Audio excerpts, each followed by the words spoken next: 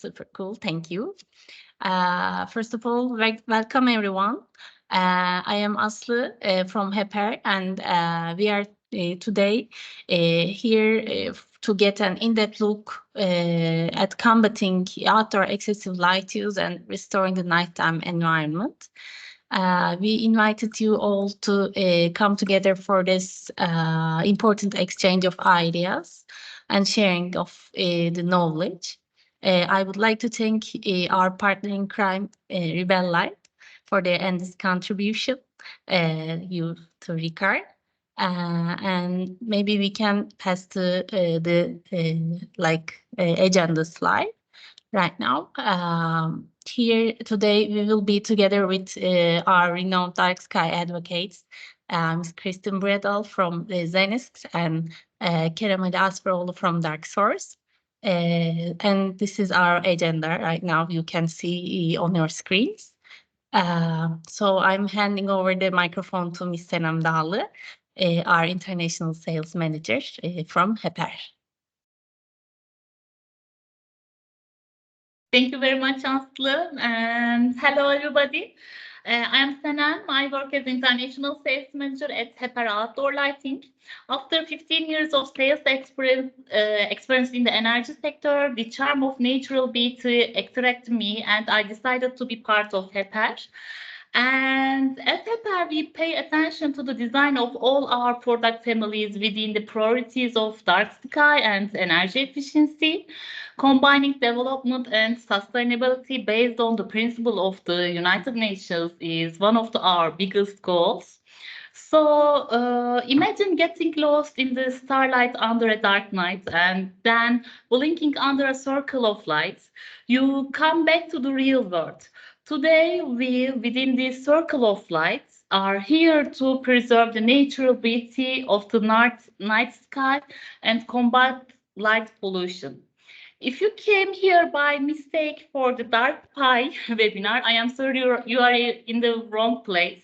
But don't worry, if you stay with us, you can discover the mysteries of the world of dark sky. All kidding aside, we are really going to have a serious conversation about how dark sky compatible lighting is handled by lighting designers. But first, I thought we should lighten the mood with some humor. Now, are you ready for an experience that is both knowledgeable and a little fun? The reason we came together today is to focus on a topic that has environmental and visual impacts, harmony with dark sky.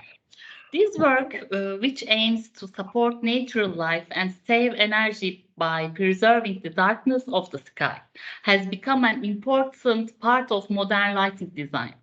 When we consider why it is important to preserve the natural darkness of the night sky, we encounter a sentiment that many of us share. However, the environmental and health impacts are not limited to just that. Studies show that excessive lighting can negatively affect ecosystems, living things, and even human health.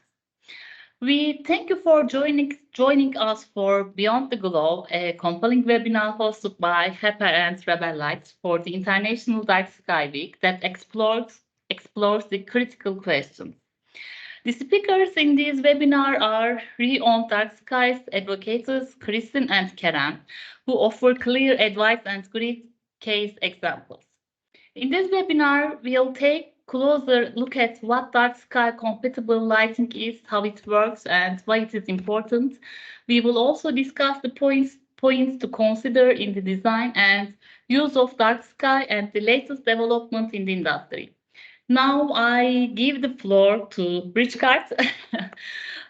Please listen. Let's listen together and then join the discussion. Thank you so much. And Richard. Thank you, Senem, and nice to have you on board. I'm just gonna quickly move us to the next topic. But my name is Ricard, and I founded a company called Rebel Light in Sweden, and we work throughout the Nordic countries: Sweden, Norway, Denmark, and Finland. And we did a very simple thing when we started this company. I mean, basically, we sell products. That's the how we make money. But the thing that we did when we started to sell lighting was that we went directly to the lighting designers in the Nordics, and we asked them, what type of lighting do you want to work with and why?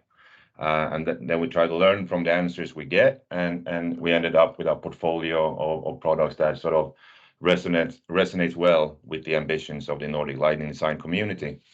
And now that we are moving into the outdoor space and entering a collaboration with Heper, it's super important for us to once again relearn this topic from the vision and from the perspective of the people that design the space, because they are closest to the actual end users. And we don't want to sell a product into the market when nobody put a thought into why it's going to be in a place. So as we move into the outdoor environment, it's super important for us to understand this topic. And I couldn't find a better place to be at this time with Heper, but of course also with Kristin and Kerem, who I think can learn us a lot. But sharing knowledge is the key. So I'm looking forward to this a lot. And to get things, sometimes I feel like stating the obvious is important. And for that reason, we put some fun things in the agenda. We call them do's and don'ts.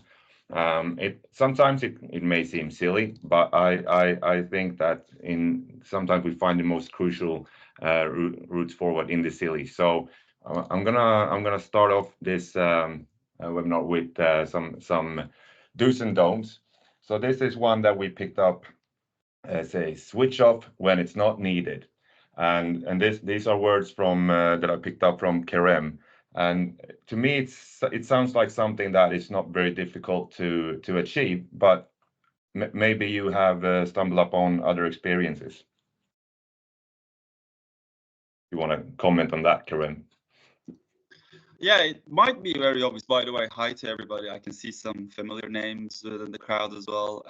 It's great to be on this panel. Thanks, guys, for organizing this. Switch off when it's not needed may sound really, really literal and simple, but sometimes it is mad how little we think about lighting as a layer, additive layer in the nighttime context. So obvious terms, and all lighting specialists are very well versed in switching things or dimming them down. However, I think whenever we just say it out loud, it also suggests ask yourself if it's necessary, not necessarily from dimming and switching off perspective. Ask yourself if lighting is necessary. I think it's a great place to start to really appreciate the canvas of darkness that you start your painting upon. Absolutely agree. Have you found, I've noticed in general that because LEDs has this sort of mega energy efficiency compared to the sources that we used to work with, at least in some cases. But that maybe we've been a bit optimistic about that. I've read somewhere that we're using more energy for lighting today than we did 15 years ago. And I've also seen installations where they haven't even installed light switches because they feel like the energy consumption is so low that it's not worth installing a switch to actually switch the lights off. Have you seen anything like that or trends like that in your work as well? Yeah, there is something called Jevons paradox in economy. So once a commodity becomes more accessible and affordable, therefore it will be consumed more. It will be demanded and consumed more.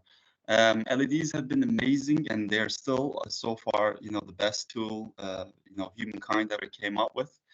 They're very versatile, and they have a lot of potential. They have a lot of potential to cause damage as well. And I think like any invention we ever came up with, we always go above and beyond and see, almost have to go to that level of extremity to appreciate, all right, maybe we should just dial it back down a bit. So we're at that phase at the moment. We're just adjusted to reality. We understand how powerful this tool is, but with great powers comes great responsibility. So we're also adjusting the level that maybe there is a way that we can use it judiciously and efficiently. Because when LEDs came into the picture, they were actually initially very weak against metal halides and all that. Over the course of the time, they picked up so fast over the course of last 15 years. They've been around for a while, but really they took all our imagination. It just basically then, you know, councils and cities, towns, they opted for more lumens per watt. And, you know, as we know, cooler color temperatures tend to be a bit more efficient. That's because majority of the LEDs actually come from blue LEDs, and we actually additively change their color through the phosphor coating. And that transmission reduces the energy efficiency whenever we use warm white. And that used to be a much greater gap, but actually that gap has been closing, so the energy efficiency of the warm white has been increasing. But we never quantified how much damage we're doing to the environment within that 5-10% of inefficiency in lumen package. Had we quantified that, we could have totally understood this is absolutely the wrongest way to go. That's an interesting point, and I forgot to mention that earlier, but we're keeping the chat open for questions, because I realize now that, of course, as soon as Kerem and Kristin open their mouths, there's going to be interesting facts and proposals coming out of there. So if you feel like answering questions, please use the chat, and we're going to pick up your questions towards the end of this webinar, and hopefully we can answer these questions. Thanks, Kerem. Here's another statement from our other talker today, Kristin. All you need is less. Yeah. What Hi. can you elaborate? Yeah, all you need is love, isn't it? But when it comes to lighting in general as a whole, I would say that all you need is less, or you need less. I will talk about this in my talk, that lighting has increased by almost 50% since 1992 worldwide. And I don't know if we perceive the world darker today than we did in 1992, or to put it the other way, was it really that dark in 1992?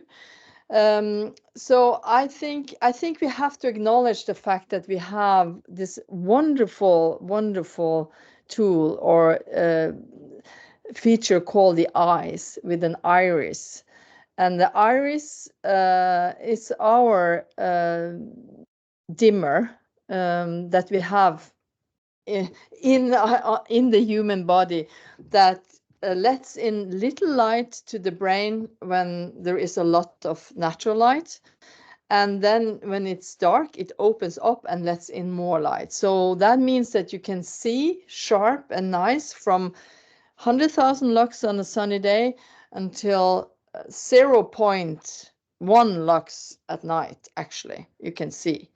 So it's an enormous span in this, and this means that, you know, I mean, electrical or artificial lighting is only, I don't know, 150 years old. So that means that before that, what did we do?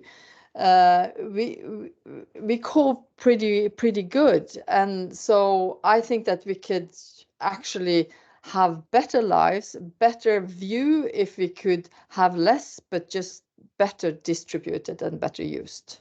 Yeah, I think that's beautiful, and I agree. We're underestimating the power of our natural, you know, vision when we work with lighting. Which leads us, you mentioned it already, you're going to talk, and that's exactly, we're going to get back to that later. We're going to start off the talking sessions today with Kerem, and it has a case study from Place Brenin in Great Britain. I'm going to ask you to share your screen, Kerem, and you can take over. Yeah, sure. 2 seconds, guys. All right. You guys all see this? Yes. Yes, we can see. Awesome. You're good to go. Perfect. Thank you. Thanks. So I am the founder of Dark Source, a lighting design practice driven by social and environmental values, based in the UK and Ireland. And currently I'm in Turkey visiting family. So why should you care about light pollution? Because as simple as I can put it is because you're a lighting professional or lighting enthusiast who might have power to help the situation, the status quo, because you understand light, and that's the abundant layer that is causing this issue. In the UK alone, £1 billion is just wasted as light going upwards, and that's wasted energy, wasted money. There could be loads can be done with it, and it changes our perception of the night. Changes, the cycle of day and night. All living things evolved to adhere to, and of all species, humans really disrupted, as Kristin was saying. Electric lighting can track back to maybe 150, 200 years, really before that, gas lighting, etc. But it never really was at this level of extremity, which brings an important responsibility for us, people who are merchants and communicators of light. I'm not going to delve into the impacts that it has on health and biodiversity, animals, insects. But if you're interested, I'd urge you to go look for it, because the evidence is abundant. But more importantly, I'd like to point out in the direction of philosophically, the direction that we're taking is, which I find very fascinating, is that what master light will serve in the future is a very important question. Will it just be purely reduced into a visual embellishment tool, or will it be just utilized as a visual communication tool?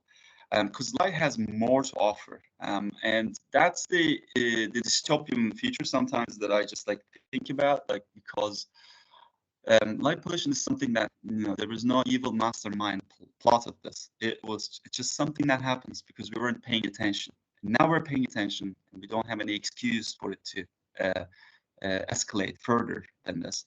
One of the important things is that, as again, Kristin was nice to saying that your eyes are an inbuilt camera that can shutter and filter light, and it's a very sophisticated system, our visual system, because eyes working with the brain and constantly correcting the image. Therefore, our visual system is far more sensitive to contrast than actual levels of illumination.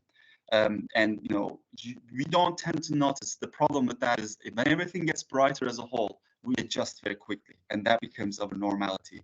And that's when our vision is working against us, and something that we need to bear in mind.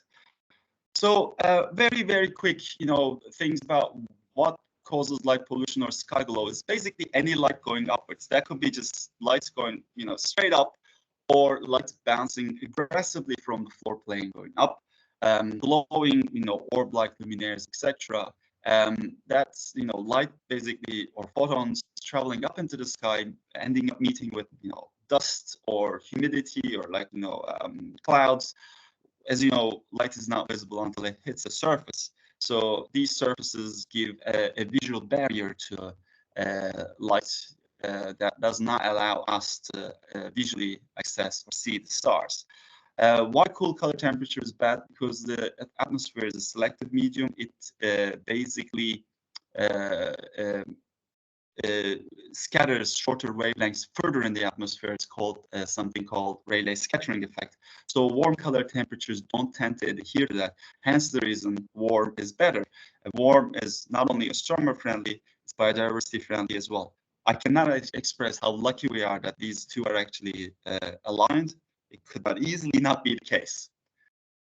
So simple things, just shield it down, or just basically beam it down, keep it down, keep it local, use warm color temperatures, and switch it off when you don't need it. As simple as that. Use the right light at the right time at the right place, switch it off when you don't need it.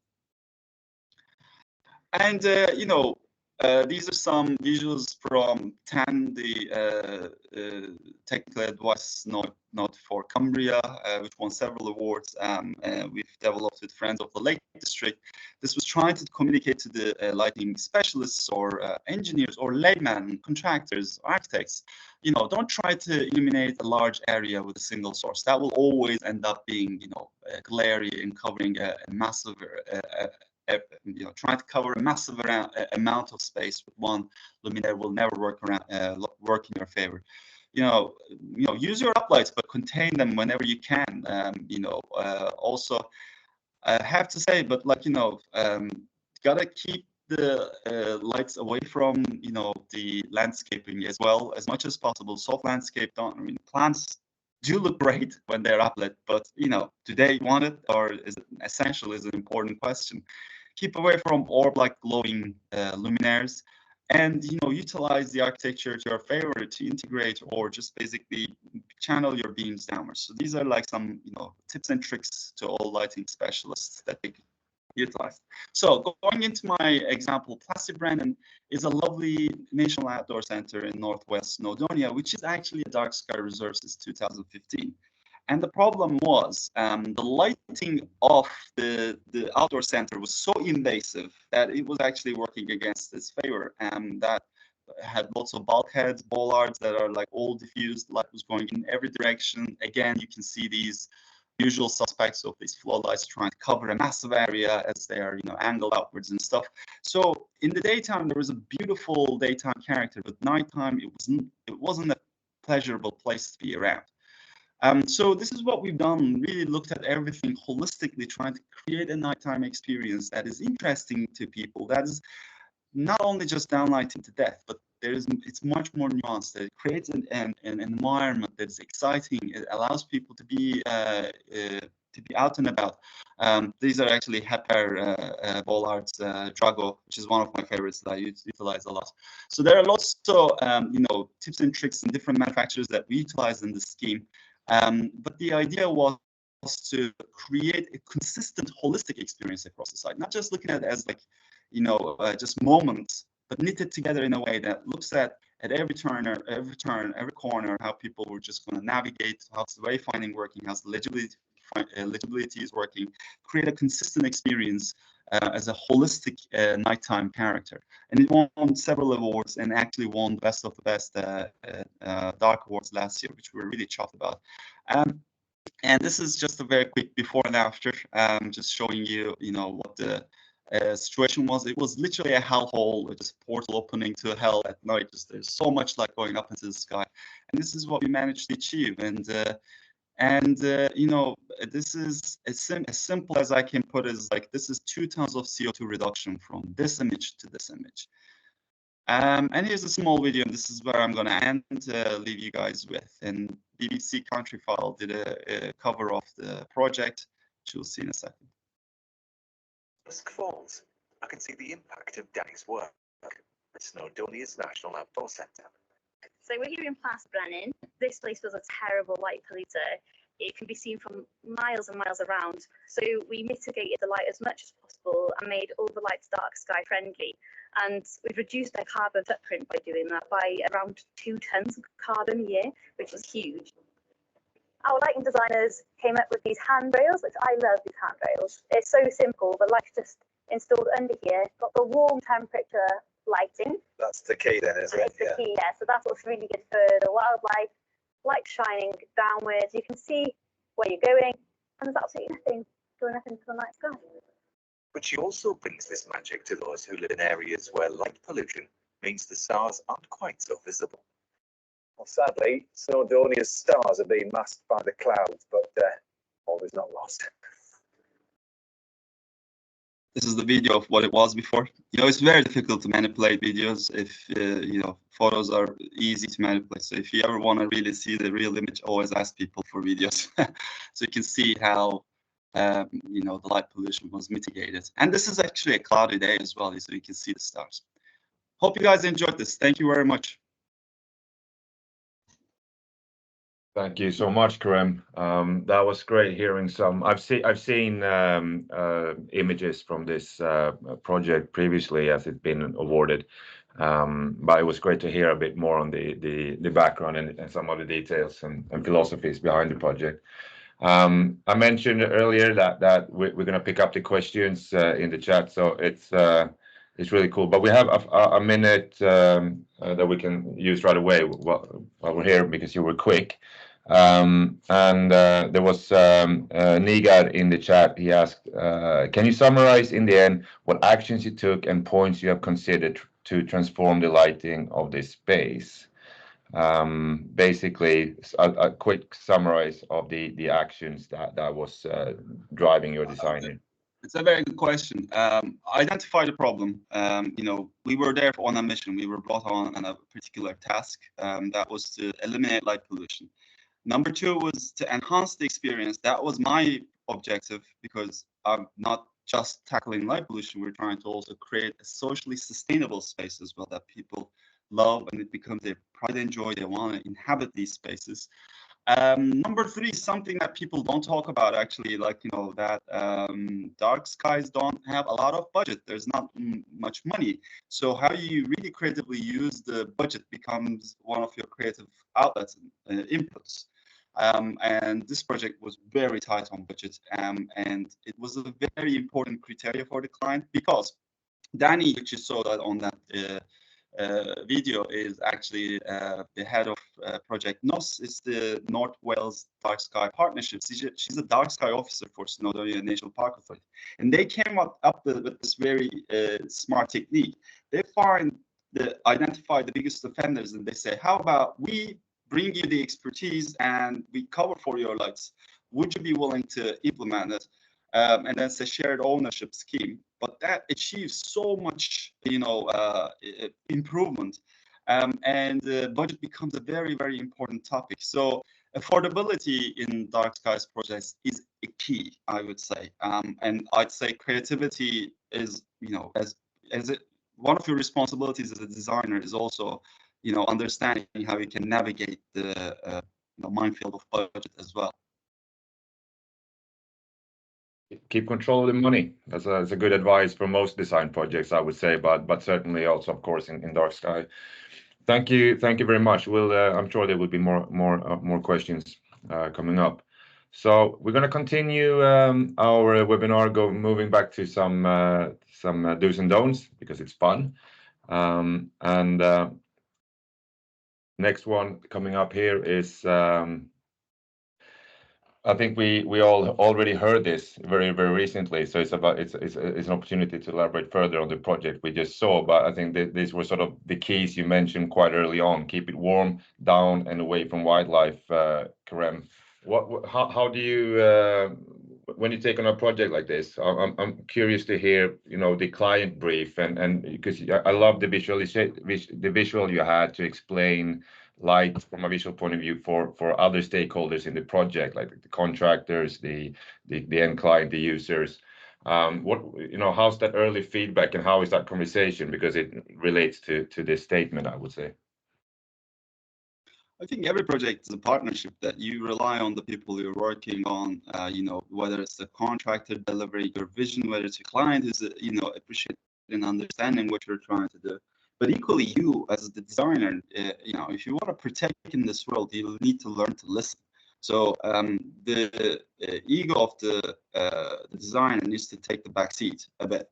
So the visual ambition is important, but it's not the essential driver here. So I think keep it warm, down, and away from wildlife is a good kind of somber,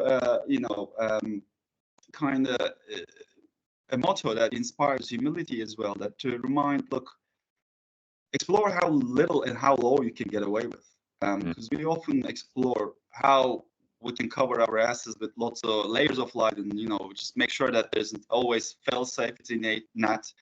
I think it's important that you push yourself out of your comfort zone, and do single hit statements here and there, like you have to explore the fact that you're not going to be always looking at. Here's the thing. Often, lots of really light and design practices utilize lots of layers of light and dim them down to a certain level. And sometimes these lights are dimmed down to 5%. Any light fitting that is dimmed down to 5% is not excessive. It's waste of money and material. So in that respect, confidence is important, but also communicating to the stakeholders is much more important, because it's their baby. You're just looking after it for a while, and it's more important that you create social sustainability. This becomes their pride and joy. They protect and look after this job, because in the dark skies, achieving dark skies is one thing. Holding on to that for the next 10, 20 years is a complete different thing. So you have to always have that futuristic vision looking ahead. So keep it as warm as possible. Down meaning facing down, also keeping low. And it could also mean use as dimming. Yes, maybe there is a scenario where you're hitting 100%, which you need to provide the necessary means of illumination. But does it need to be 100% at all times? Could it dim down after curfew or switch off? You're looking for reduction across the the board, whether it's color temperature, amount of light, etc. And away from wildlife is a very simple method that, you know, if you have sensitive habitat around you, if you have, you know, bad roots, or like, you know, if you're in a context which, you know, rural area where light is something that is very alien to that context, I would say, like, you know, I would just start with this. The most environmentally friendly lighting is no lighting. So start with that if you can. I know it's very counterintuitive to a lighting designer, but you gotta open your mind to new realities. And just because you're not proposing light does not necessarily mean that you won't get hired. Sometimes people want to hear the cold fact truth from you. I agree, and I think it's important that the designer of a project is very clear about these topics in the beginning, but also, of course, the key is to stay with these you know, these words till the very end of it, because there will be other player. There will be a sales guy like me. Maybe I can benefit from selling a couple of more products here, and there will be a contractor that maybe has another ambition with the project than the initial thoughts. And so that's why I think it's important to I like that communication with the client, so that there's a mutual understanding of the end goal there. Very nice. This is hilarious. So this is coming from Kristin. And what did the bowlers do to you, Kristin? Yeah, I want to make a T-shirt where it says "ban bowlers." You added "all" in that sentence. Ban all bowlers. I'm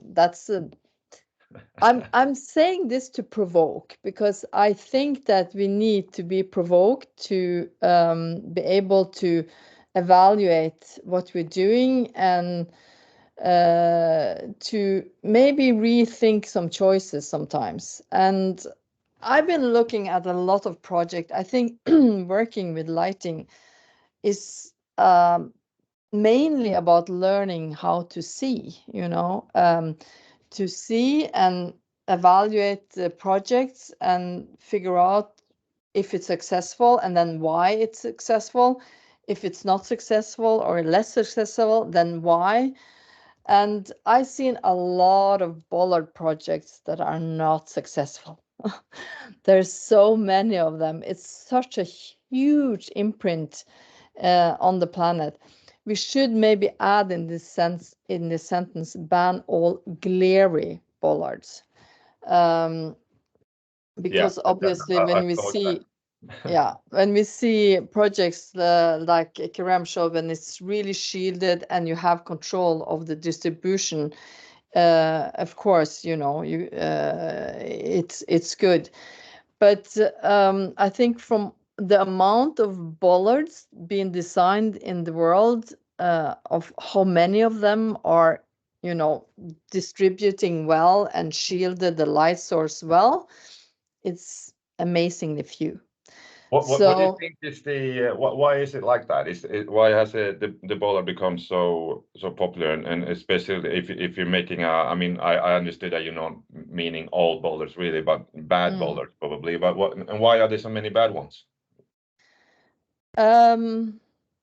Well, I don't know. It's a little bit like the emperor's new clothes. We want something nice. We want something decorative. We want it to also and it can show you the way, and it can, you know, it can both graphically and, you know, do a lot of things. And people think it's really nice and it's different, and it's sort of been a wave of bowlers for, I don't know, 10 years or something.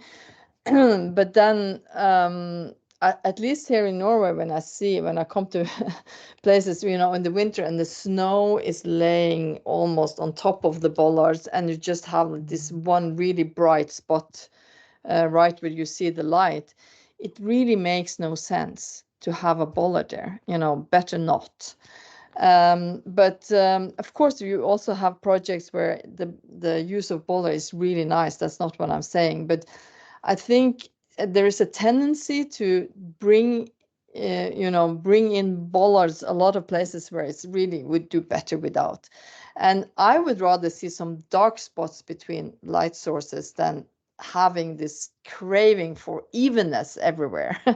I think it's You know, of course, it has to be universal design and all that, but I think there is not enough knowledge on what actually creates universal design and better readability of a space when we are outdoors. Yeah. So, No, yeah. that relates a lot to what Kerem was talking about as well, about maybe not using too many pieces of equipment at all times, which I guess leads us straight. I'm just assuming we're not going to see a whole lot of bowlers in your talk. So I'm going to ask you to share your screen, Kristin, because it's your 15 minutes has arrived. Yeah. All right. I'm gonna share my screen here, and I'm just gonna. You see my screen now? Yes. Yes, it can be seen. Yeah. Yes. So here, I just took Google Maps up first because I'm up here, and you're in Turkey, some of you, and Kerem, are you in Britain? No, I'm in south of Turkey as well at the moment. Yeah. So this is where we are right now at the moment. So here is Stockholm. This is where Rickard are. And here's Oslo, where I have my office. And right now I'm here in the north. This is the house I'm sitting in, actually. And the Arctic Circle is around here. So if I, you know, this is how far north I am now.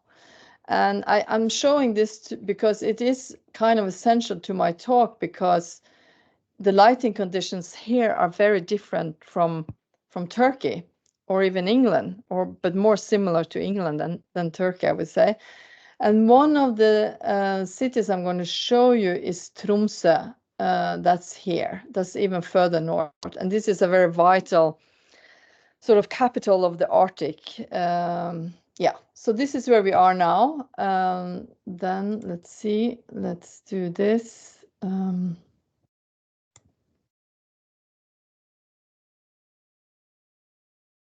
All right. So road lighting for the Milky Way. So here you have the Milky Way, and here you have the road lighting and some other lighting. And of course, we all know what the problem is here.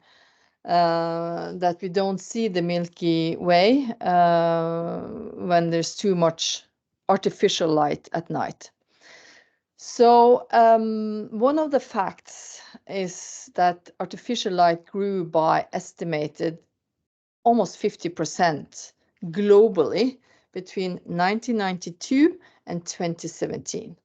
And in some areas or regions, actually as much as 400%.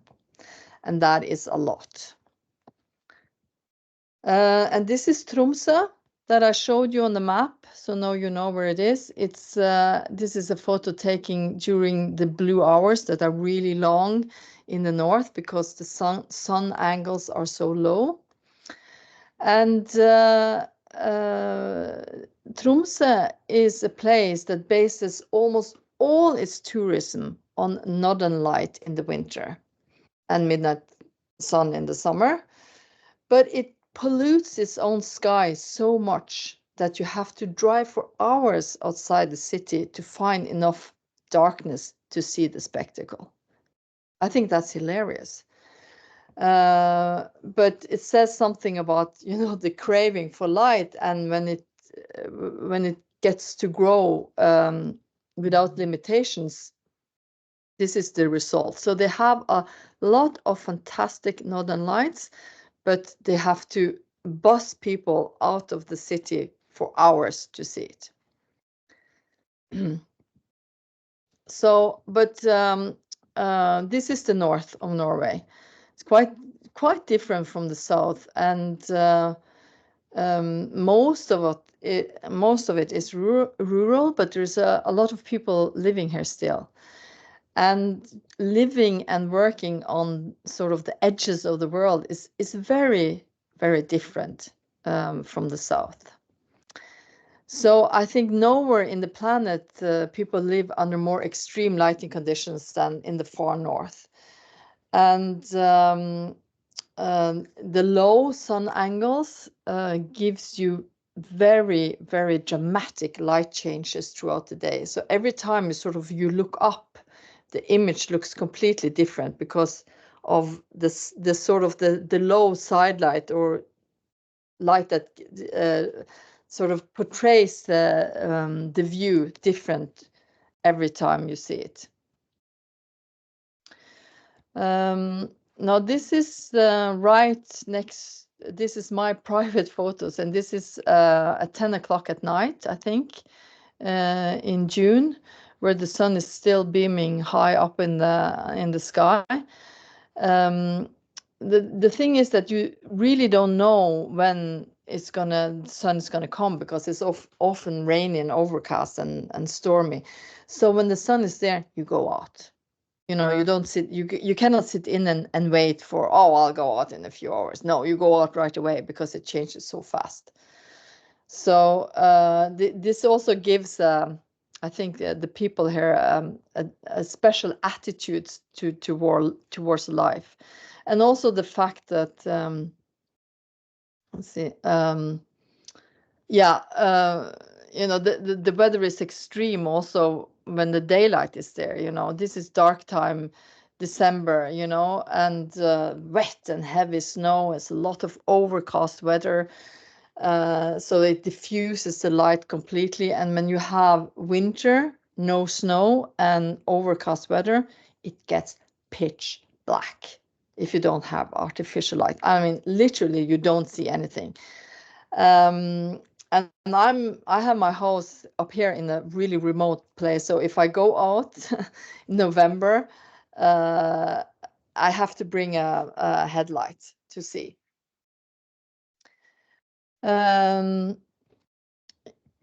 So one of the things that's really, really special is the long blue hours, and they go on forever. You know, you don't know that it becomes evening or when the day stops and the night begins. And I think that also gives us a different rhythm to life. And when I'm here, it's like nothing is really as urgent as when I'm in Oslo. Yeah. And then, of course, we have the Northern Light. That's been a lot of this winter, and it is fantastic to see. So anyway, so people are sensitive to light here, and we have the midnight sun. That's also special. And I think, you know, right now when we changed the clock on Saturday, so the night is longer. Then we stop worrying about you know, street light and artificial light. You know, this is the time in Norway to sell lighting design is in the fall, because after February and March, nobody cares about it. They only care about the daylight and the summer that's on its way back. So I want to get back to this increase of light that has happened since 1992. And I just wanted to remind you all what happened in 1992. Where were you in 1992? Maybe you weren't born. I was. And in 1992, Forrest Gump was the most popular movie in the world. And 1992 was the year that Nelson Mandela was elected in South Africa. It was the year that Kurt Cobain died. It was the year that Friends started the Friends show started airing on TV, and it was also the O.J. Simpson chase, if you remember. It was the year that Eurostar train launched between Paris and London. I mean, there's a lot of historical moments in 1992. And so I don't know, it doesn't seem like that long ago.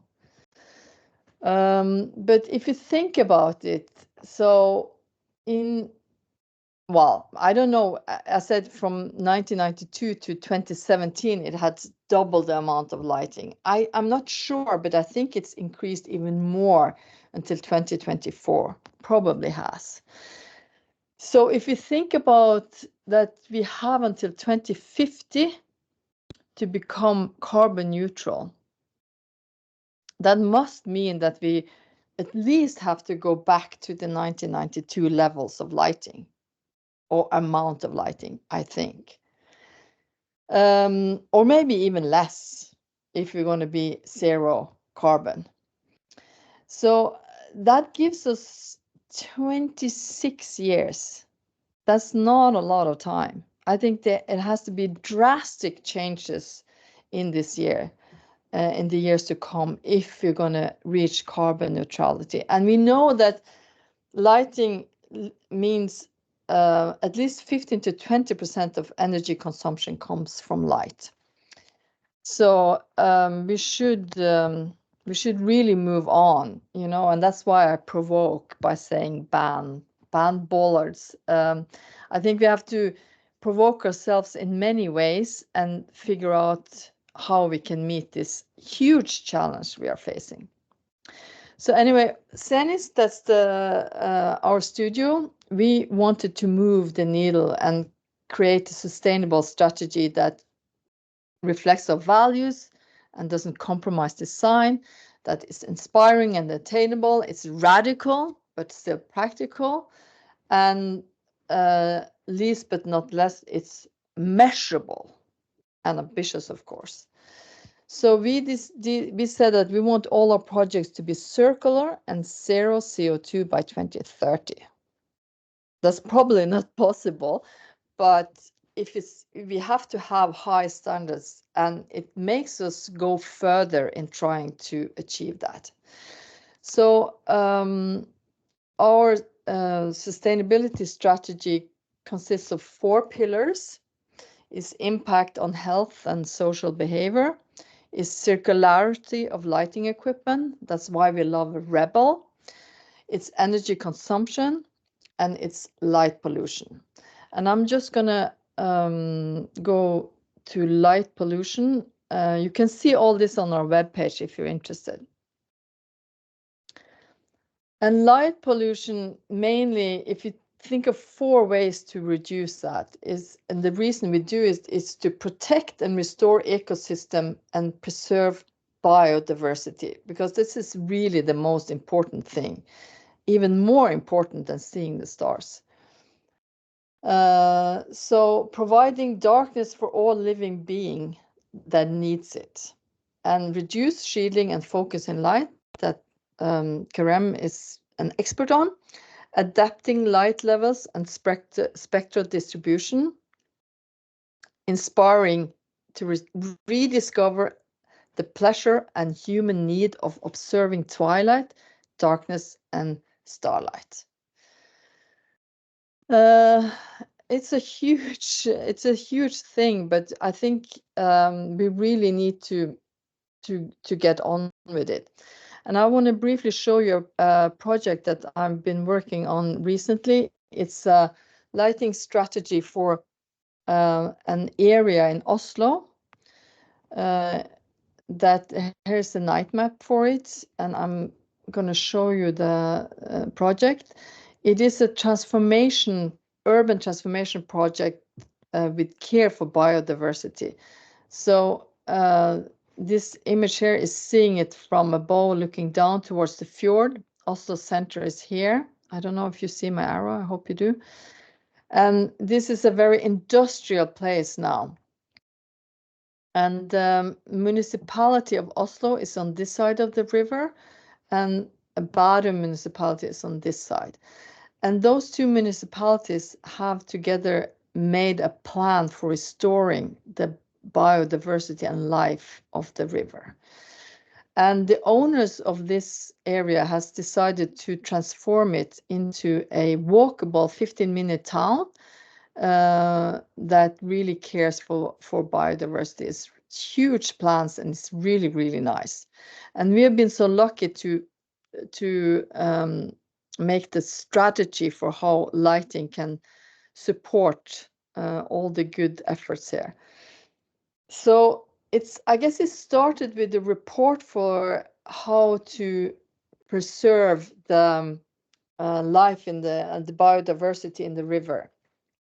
And there was made a report that focused on the valuable nature types and occurrence of red listed species, and the threats and the management of this is discussed in this report.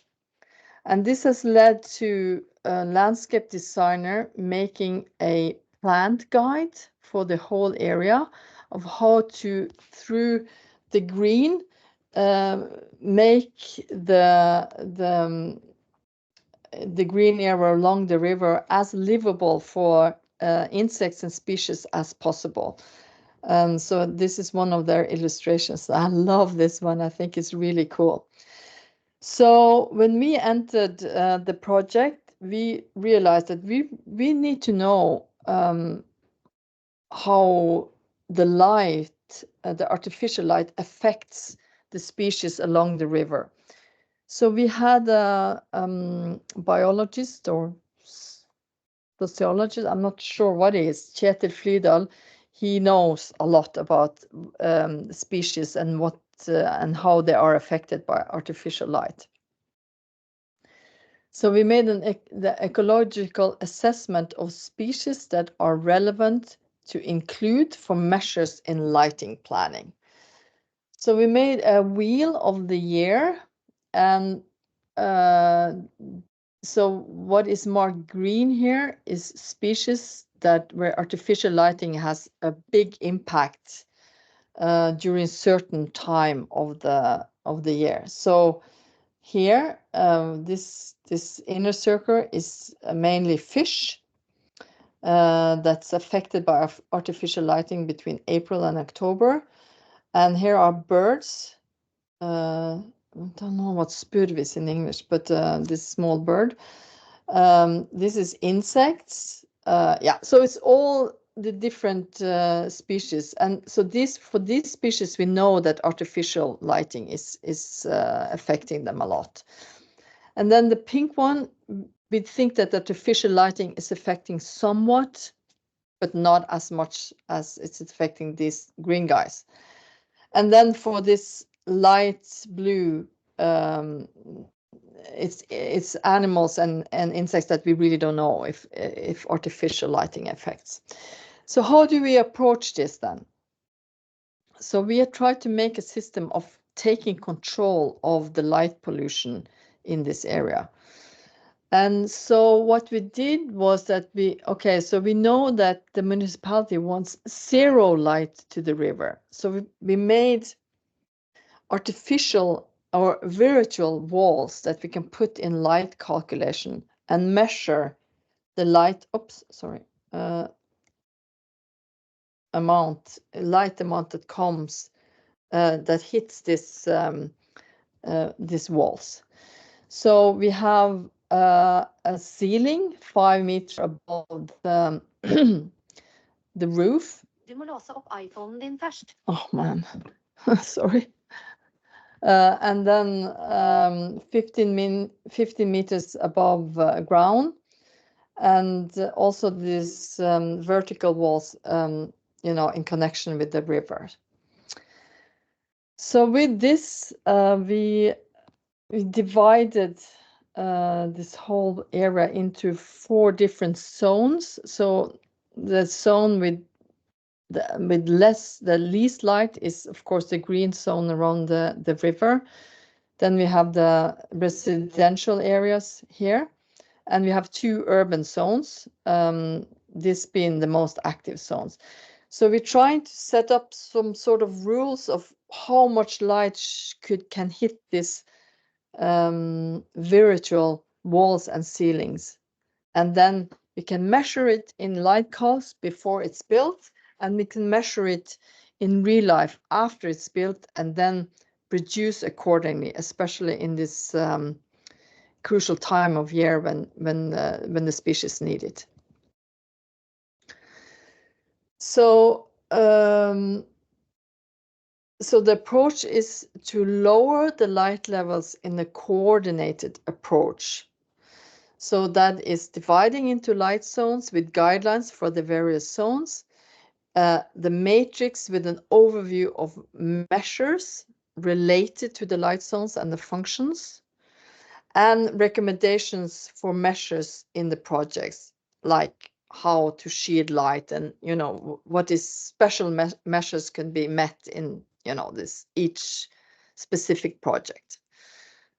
So then we end up with a night map that can look like this, but at some points it could be, you know, the light can be turned completely off at night on the bridges.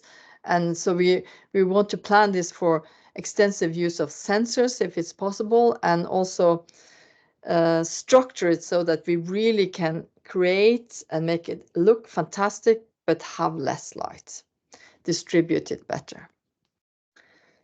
So yeah, for me, I think it's I think that we all in the lighting business are responsible to reduce, to say no, to educate our clients, to ask for changes in the industry and from the manufacturers. And that's why I'm so grateful for Rebel Light and Herper that are really taking this into consideration and not just greenwashing, because that's the worst thing. And we need to look for new business models to achieve zero carbon emissions and to reduce lighting pollution. And yes, thank you. Awesome, Kristin. Thank you very much. I've said it before, and I said again, I find it very inspiring with a design firm with such a straightforward message. It's and putting it into words, and that gives you a great tool when you're communicating with your clients. So I think it's great to see that. Amazing talk. So we don't have a whole lot of time left for questions, but have you picked something up there, Asli, that we can work with? There are some. I think Ms. Clarissa asks for a while, would you approach differently designing lighting for urban nature, like the natural area inside the inhabited and urban context, and for nature in a more rural area, or would you avoid illuminating in total? What do you think about it? Yeah, that's addressed to both.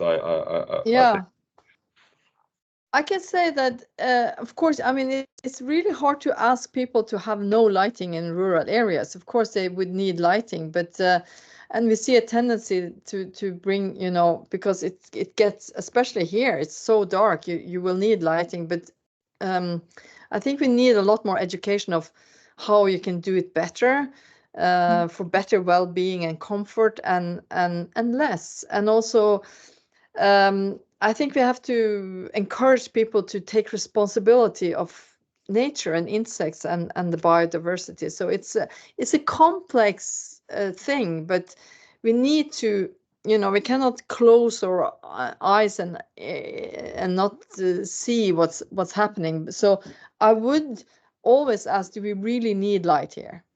You know, that's question number one. We also discussed this, like it is a cultural aspect also. Like if you start more light, you want to use more light in those areas. Yeah, hi to Clarissa, by the way. I know her well. I wish her well as well. She's based in Denmark, and yeah, it's a very good question. And I think there's a duality of rural context and urban context, or suburban context in between as well. So the way I find it, I work with rural communities a lot, and I often find it that they are not intimidated or threatened by darkness as much as the urban people are. But equally, as you know, Kristin and Asli were saying, providing lighting in an urban context comes with a responsibility as well, because you're trying to find reduction, but you're having to work with the abundant amount of light seeping or, you know, surrounding your project space, and you're trying to find a balance between. And this is what I say often, like, obviously you have to, some projects have a certain criteria of safety expectation, as you know, people, wherever there's people, there's bound to be light because it is the biggest enabler at night in terms of visually allowing us to find our way in navigating spaces as well. But how do we do it? How do we find balance? So I think it's a matter of pushing the envelope, but not pushing it so hard that you break it.